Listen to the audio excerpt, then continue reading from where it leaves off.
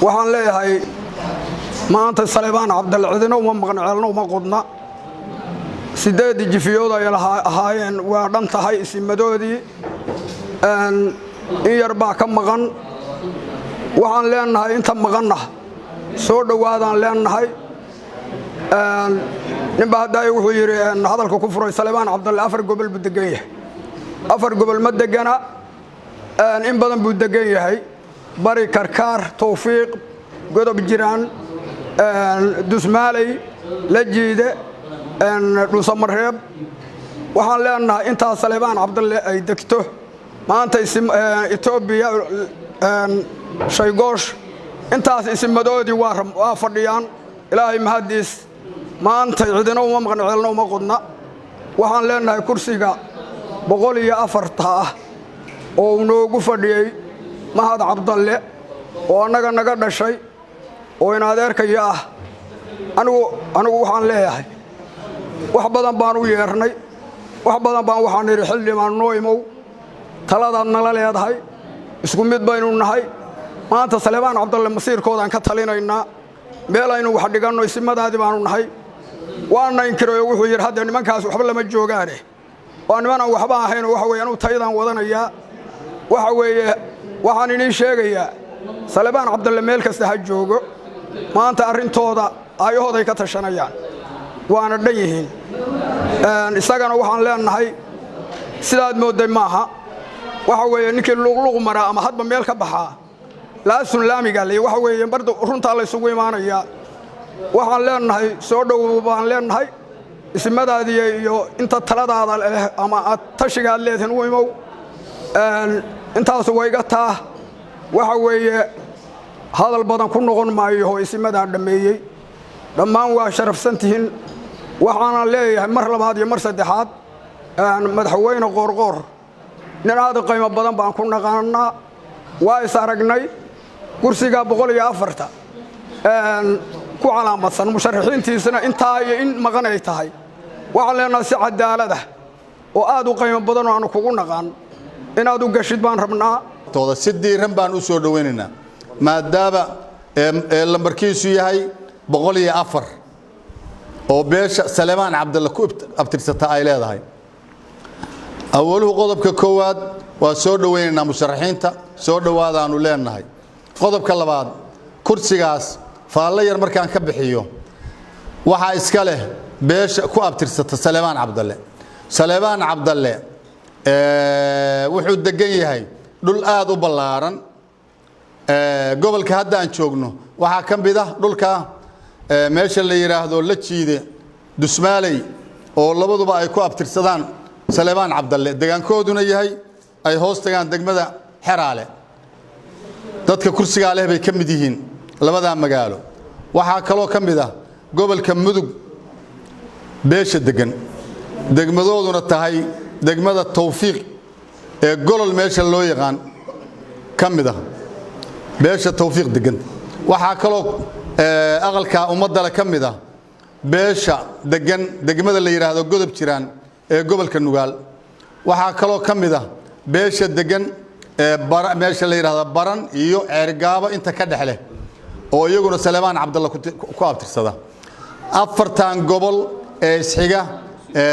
galgaduud Mudug Nugaal bari afarta beeshaas waxay u degan tahay si ballaaran waxaan rabaa inaan cadeeyo beeshu dhammaan nin kasta oo beesha ka dhashay kursiga waa u tartami karaa xor buu yahay Salebaan Cabdalle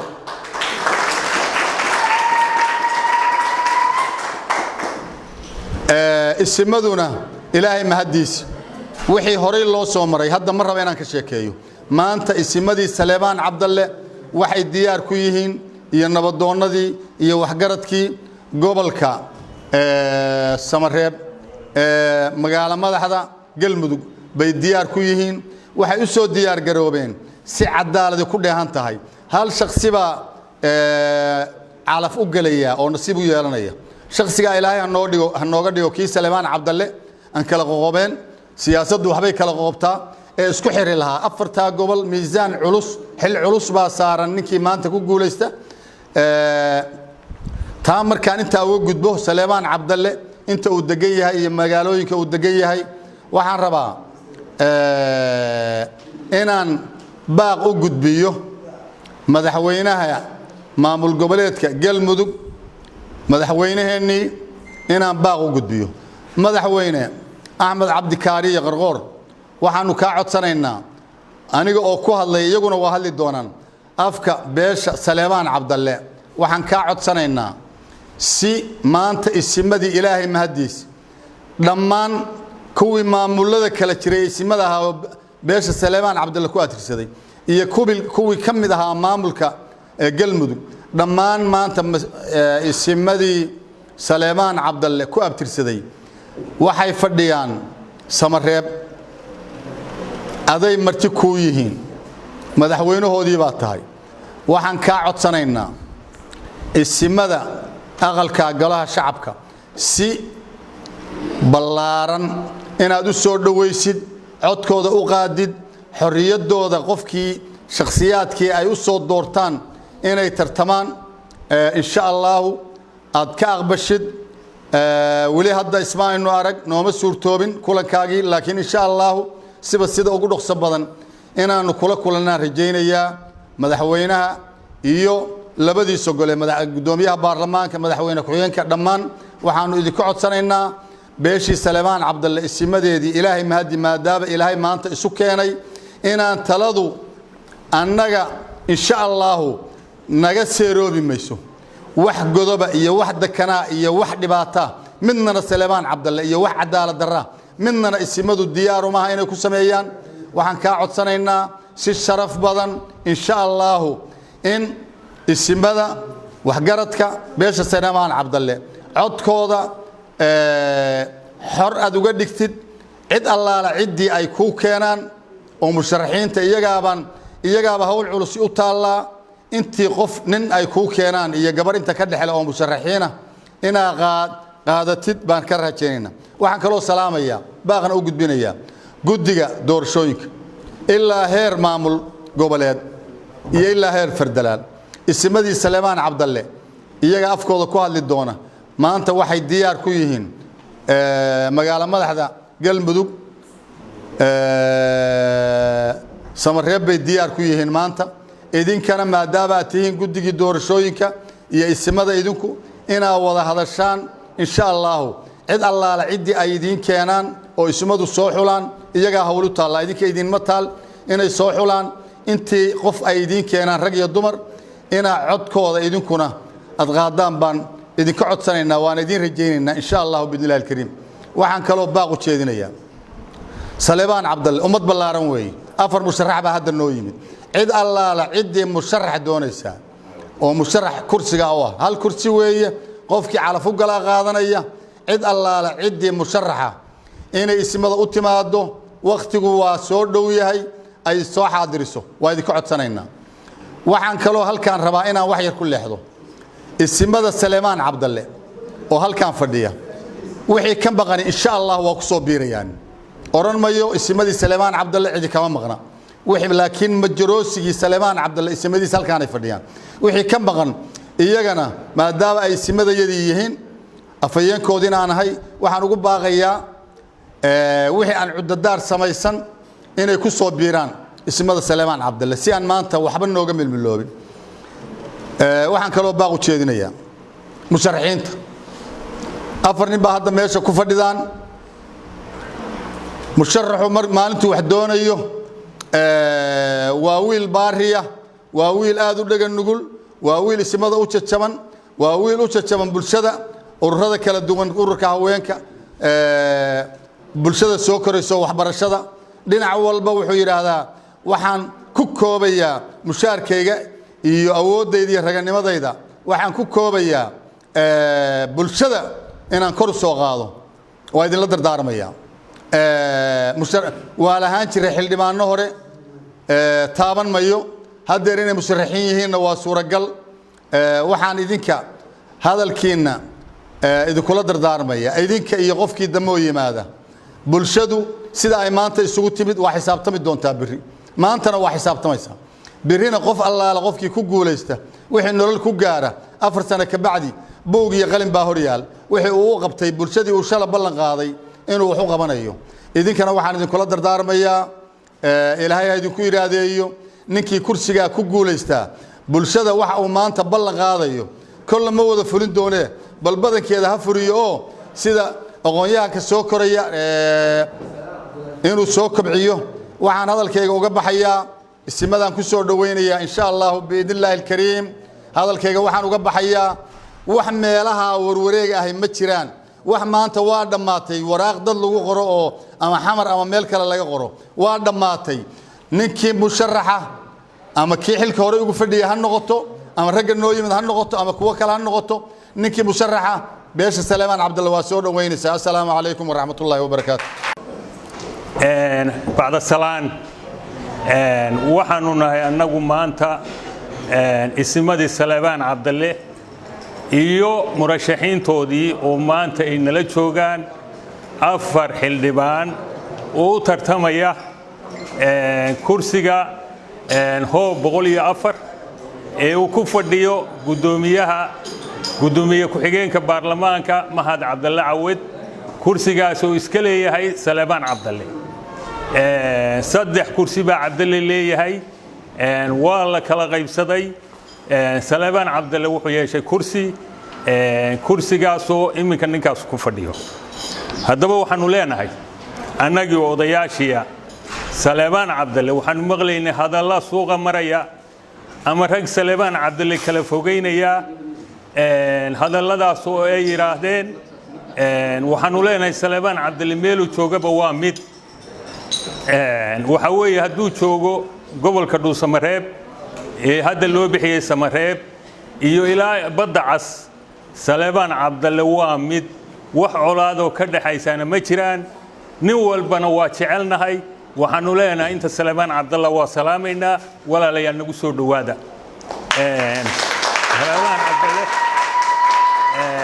Salmaan Cabdulle majority-giisu wuxuu degan yahay ilaa iyo badda cas ilaa iyo gaalkacyo degmadiisuna waa degmada Tawfiiq laakiin toolooyin badan waa leeyahay kursiga Salmaan Cabdulle wuxuu ku astaysan yahay gobolka Mudug degmada Tawfiiq ayuu ku astaysan yahay mar horena la dhigay laakiin ninkii ku fadhiyay baa wuxuu la tagay xamar maantana wuxuu keenay Dhuusamareeb hadduu Dhuusamareeb keenay waa gobolkayagii waa ku soo dhaweynaynaa maantana waa ku tartamaynaa Axmed Cabdi Kaariye Qoorqoor madaxweynaha Galmudug waa salaamayaa runtii waa nin cadaali ah waa nin codkar ah haddii ilaahay qadarka waa nin cadaalad lagu yaqaanaa waxaanu leenahay Salmaan Cabdulle maanta wuxuu ku tartamayaa Dhuusamareeb odayaashiisii iyo majority-giisii iyo xildhibaanadiisii inta ka maqanna waa soo dhaweynaynaa maantana waxaana la jooga afar adna waxaanu ka rabnaa cadaalad ergadayadiina waa wadanaa Mahad Cabdulle Cawad wuxuu qortay odayaal haddii ilaahay anisimada Salmaan Cabdulle waay rag baa ku jira laakiin nin maanu ka taaban karo waxa ku jira nabadoon la yiraahdo Xasan Sidato laakiin waxa kale wuxuu badayay saraakiil iyo rag kale oo aan beesha u dhalan haddaan raggaasi faahfaahiyo waxa ka mid ah Cabdi Cabdulle Maxamed Cabdulle iyo Gorod Cabdulle iyo Nacdoor oo ka tirsan beesha Faqi Maxamuud intaas waxaanu leenahay walaalayaal way idin jecelahay walaalahayaatihiin way idin soo dhaweynaynaa laakiin kursiga Salmaan Cabdulle walaalayaal faragelinta ka daaya taasuna taawiye haddii ilaahay qadar Mahad Cabdulle Cawad waa wiilkayagii waa soo dhaweynaynaa waxaanu leenahay soo dhawow ku soo dhawow ismadaada murashaxiintaada waydin cadaalad faleynaa waydin cadaalad samaynaynaa annaga odayaashiya soo dhawow baan ku leenahay odayaasha aad aflagaadada u geysatay oo tira odayaal lamood baa gobolka jooga annagu hadda wax ay afkayaga ka soo bixi mayso adigay ku taalaa adigana ku ceeboobaya annagu waxaanu ku leenahay annagu odayaashiya soo dhawow qabiilkaaga tolka iyo murashaxiintaada iyo odayaashaada rasmiga oo Salmaan Cabdulle ku soo dhawow markaan intaa ka sii gudbo annagu haddaan odayaashinahay maanta waxaan u diyaarnay cadaalad nin kasta oo Saleemaan Cabdalle oo kursiga doonaya inaanu soo dhaweyno hadday toban tahay hadday ka badan yihiin hadday ka reer yihiin way soo dhaweynaynaa soo dhawaada kursiga ku soo dhawaada Saleemaan Cabdalle anuna cadaalad baanu idin samaynaynaa wassalaamu calaykum halkan waxaa fadhiya ismadii 8 jifiyood ee Saleemaan Cabdalle odayaashoodii xaqiiqda ah runta ah kursigan markii lagu dooranayay meesha la Jabuuti mahad aniga walaalkay iga weyn baa gacanta soo qabtay Xasan Nuur Rogood baa soo qabtay oo dibadda ka keenay oo soo u yeeray markii lagu dooranayay meesha la yiraahdo Kenya aniga saxiixay Siciid Nuur Rogooda guud ahaan Saleemaan Cabdalle isinka u daweyn xagga darajada baan ahay ama saxiixoodaan waxaan markaa sheegayaa shalay wiilkayga anaa saxiixay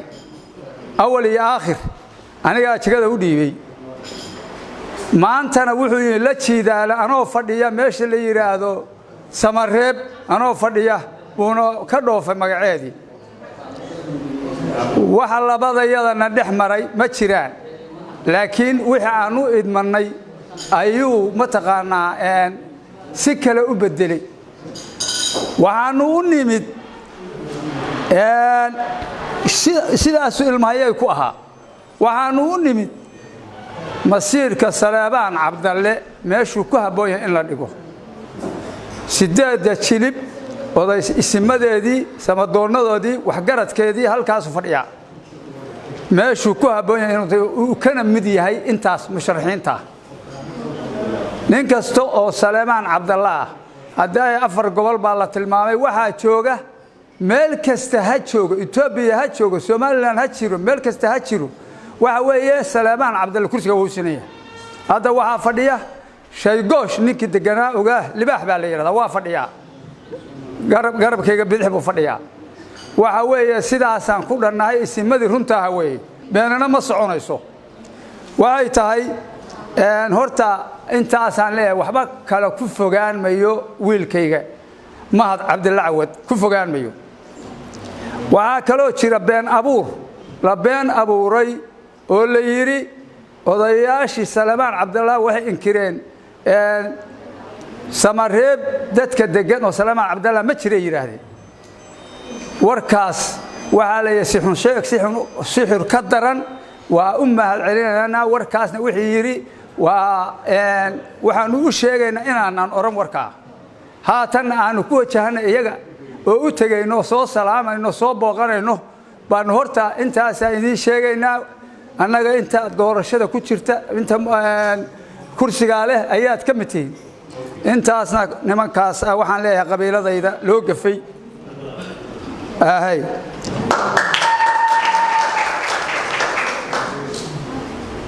qodobka saddexaad waxa weeyaan labada golo dawladdu ka kooban tahay oo galmuduga xagga ciidamada iyo xagga mas'uuliyiinta ama xildhibaan ha noqdo ama ha noqdo wasiir ha noqdo waxa weeyaan inta yaatan waxa ka midanahay soo dhaweynaya sinaan inay cadaalad u taliyaan waxa weeyaan waxaan maqashiisnahay in aan u sheegaynaa dawladda madaxweyne Qoorqoor u horeeyo guddiga doorashooyinka madaxweyne ku-xigeenka kan baarlamaanka odayaasha waxaan u sheegaynaa sidii la tilmaamay inay ka madax bannaan yihiin ciidamadu doorashada inay ka madax bannaan siyaasadda ka madax bannaan yihiin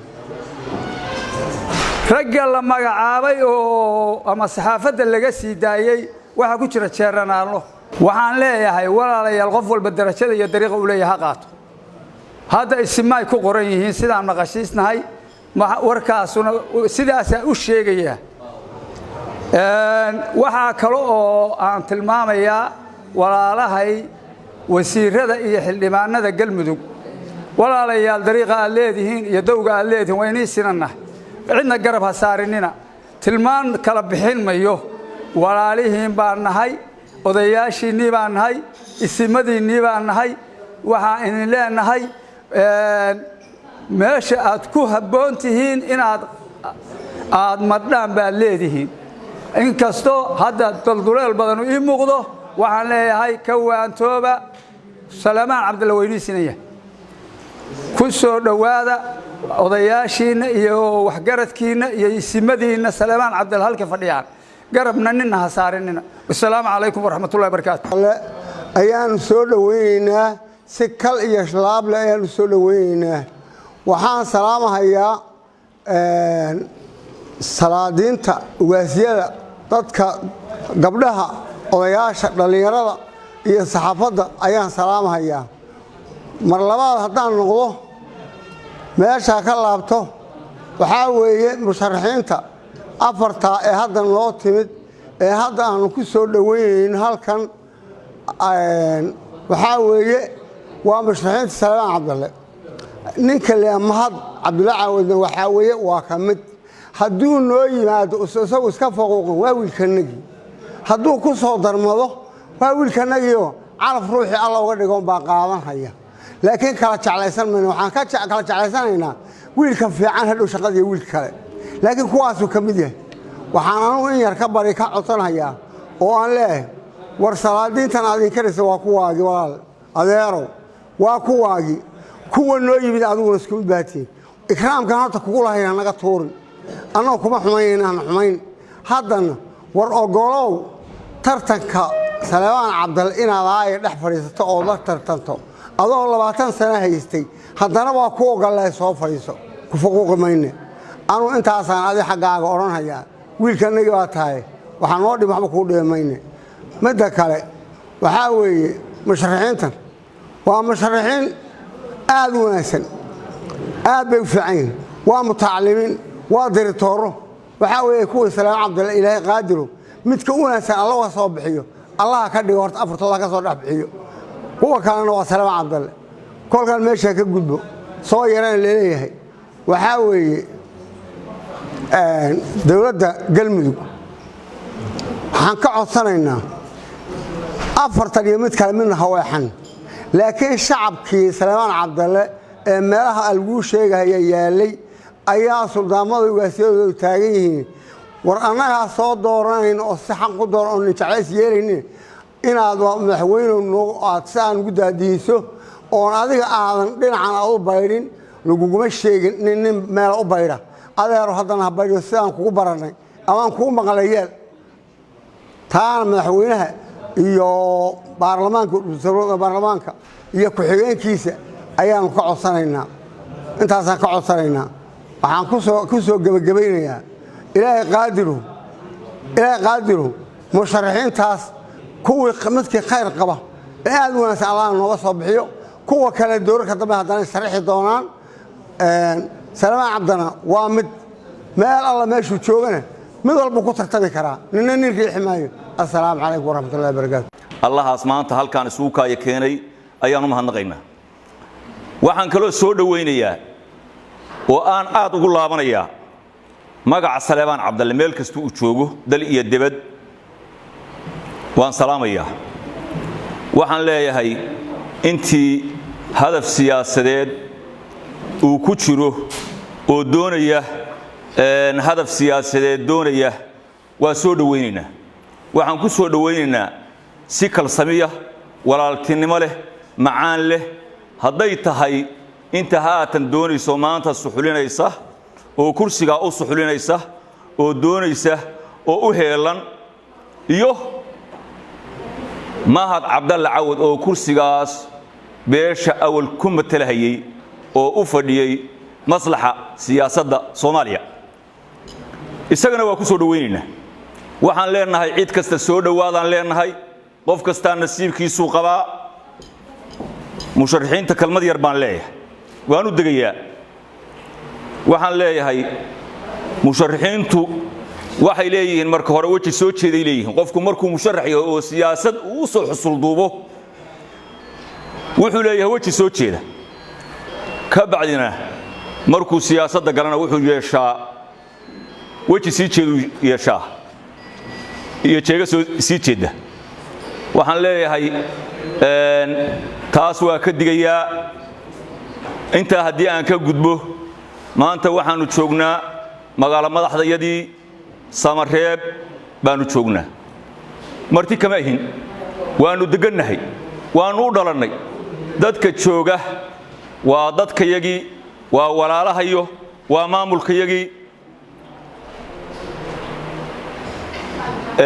meel kasta ay joogaan hadday tahay shacab iyo hadday tahay maamulka dawliga ah ee uu madaxweynaha u yahay Axmed Kaariye Qoorqoor uu madaxweynaha u yahay iyo goliyaashiisa dhammaan waa salaamaya waxaan ku salaamayaa salaanta islaamka assalaamu calaykum waraxmatullaahi wabarakaatuh halkaan maanta waxaan u fadhinaa oo u nimid oo aanu doonaynaa oo odayaashaas dhaqanka ah ee halkaa fadhiya ee idiin muuqda oo haddii alla kuu roon yahay aad wada dareemaysaan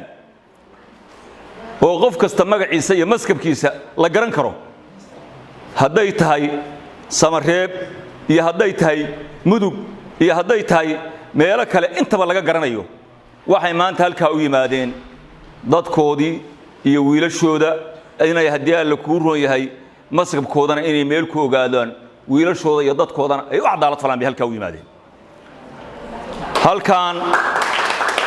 marti kuma ahin magaciisu rawaad joogaa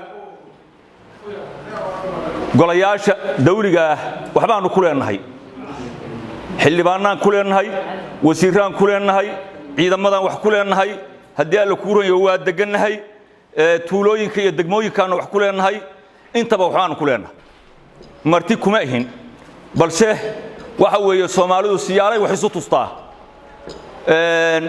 kursiga maanta odayaashaasi waxay halkaa u yimaadeen oo u fadhiyaan oo diyaar u yihiin oo u heelan yihiin inay wiilashooda u cadaalad falaan masiirkooda iyo haddii alla kuu roon yahay midnimadoodana ay meel ku ogaadaan intaasay maanta u yimaadeen diyaar u yihiin u suxulinayaan waxaan leenahay maamulka madaxweynaha Cabdi Kaariye Qoorqoor uu hoggaanka u yahay oo madaxweynahayagiya oo wiilkayagiya oo walaalkaya waxaan leenahay si hufan oo cadaalad iyo haddii alla kuu roon hawlkarnimo iyo haddii alla kuu roon yahay intaba ay ku jirto waxaan leenahay ku soo dhaweeya oo xaqsoora wixii jira haddii alla kuu roon u eega idinkana intaasaan leeyahay haddii alla kuu roon maamulka galmudug oo maanta aanu joogno meeshaan waa hoygii nabadda waa haddii alla kuu roon yahay waa magaalo madaxdii Samareeb waa hoygii nabadda gogashii nabadda weey maantana gogashii baanu dhex fadhinaa marka waxaan ku soo kuufinayaa anoo hadalkayga aan ku sii fogaanayn Mahad Cabdalla Cawad isagoo xildhibaankayagii isagoo shalay aan u heelanayn isagoo shalayto intii dooratay oo danaynaysay oo u sacabtumaysay maanta intaan iyo inta la midka ah ee daafaha dunida kala jooga hadday tahay dalka gudihiisa iyo hadday tahay dabadaba weeye waxaan leenahay inuu haddii alla kuu roon yahay si corruption oo aan munaasib ahayn oo ummadda magaceeda iyo karaamadeedana meel ka dhac ku ah isagana meel ka dhac ku ah inuu sameeyo maahan waxaan maqlayay wiilal yar oo kuwa anuga aan waalid u ahay oo adeerkooda mas'uuliyadooda anuga aan xambaari karo awooyaashoodna ay joogaan oo ka hadlaya meeshaas oo la dadka halkaa jooga yani maahan dadkii yani dhaqanka ahaa ama haddii alla kuu roon yahay dad wax lagu hadlaysan kara maahan dad ku hadlayaan arkay wiilal yar ku hadlayaan arkay maanta wacyiga maanta lagu jiraa keenaya niyaro inuu aabihiisii awowgiisii haddii alla kuu roon yahay dadkii uu ka soo jeedo farciisa ah inuu saa ku yiraahdo waxa weeye sabanka iyo waqtiga maanta la joogo baa keenay waxba ku sii gudbi maayo waxaan leeyahay walaalkay waxaan leeyahay mar labaad iyo mar saddexaad waxaan ku leenahay odayaashaada ehelkaaga haddii alla kuu roon yahay ku soo dhawow dadkana ha kala qaybin oo ha kala qoqobin oo siyaasadda iyo wixii ilaahay ku baray ha ku burburin oo ha ku baabi'in hadday tahay beesha aad haddii alla kuna masiirka u haysay oo maslaxa siyaasadda aad ugu jirtay oo magacooda aad ku fadhiday iyo ummadda Soomaaliyeed intaba waxaan leeyahay ha ku burburin siyaasadaada iyo waxa ilaahay ku baray ha ku burburin hana ku baabiine ku soo dhawow salaadiintaada odayaashaada dhalinyaradaada aqoon-yahanadaada ilma adeerta ehelkaaga ku soo dhawow baan leeyahay haddaan wax yar taabto taariikhdaanu nahay waa qowmiyadda reer diro aan la koobi karin oo gaar ahaan mahaadir weeyo la maagi karin markuu madaluug yimaadu madfuuc dhacaa suroo wada geesiyo aan goob la nac lahayn hubayska meeqa ka gaaro mas-uulada markaan cabdallow maqlaan caafimaad helaa markaan cabdallow maqlaan caafimaad helaa gariyo goda biirsa iyo gaadsan iyo isaaq intaasoo uu dirdhalay dowlad madax bannaan masha allaahu yee cid kale waa ka maarana xafladan iyo kulanka caawo xasaasiga xafladan iyo kulanka caawo xasaasiga xaakimiin iyo waxgaraad soo xanaaniyeen lagu xudumay dowlad xeel dheer xigmooyin badan xiftii nabaadiino xayn dab ha looga dhigo sidii qaran dowlad hibo haybtu saaran tahay hambalyo faraxlaan hawada soo hakirahayaa haadka duuliyo gallaydh baan ku hagahayaa gacantahaneedka midigtan ku hubinayaa baarlamaankan ku hilayaa ammaan hidda haybta Soomaali hambalyaanu dirahayaa hodaan ilaah weyne mahad baanu haynayaa